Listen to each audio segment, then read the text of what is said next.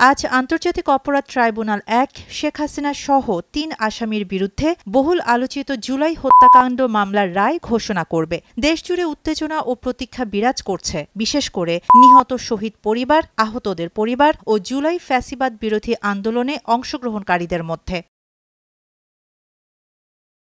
১০ জুলাই শেখ হাসিনা সহ ৩ আসামির বিরুদ্ধে আন্তর্জাতিক অপরাধ ট্রাইব্যুনালে এই মামলার আনুষ্ঠানিকভাবে বিচার শুরু হয়। বিচার শুনানি চলাকালীন রাষ্ট্রের পক্ষ থেকে প্রসিকিউশন জুলাই হত্যাকাণ্ড ও অপরাধ প্রমাণে তথ্য উপাত্ত সবিস্তারে তুলে ধরে।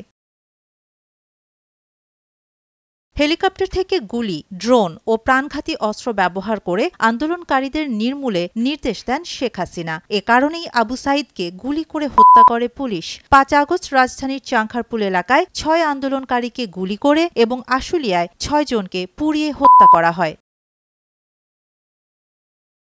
প্রসিকিউশন থেকে বলা হয়, অপরাধীরা বিশ্বাস করতেন শেখ হাসিনা টিকে থাকলে তারাও টিকে থাকবেন। শুধু তাই নয়, আনুগত্যের জন্য পুরস্কৃতও হবেন বলে মনে করতেন। এজন্য শেখ হাসিনাকে যে কোনো মূল্যে ক্ষমতায় টিকিয়ে রাখতে হবে এমন চেষ্টা ছিল তাদের।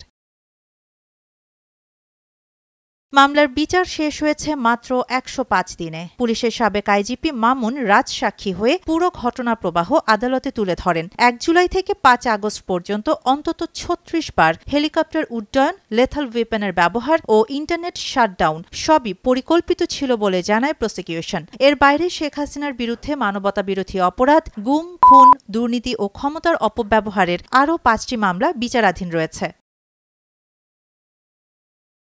শাহানা জাহান, নয়াদিগন্ত।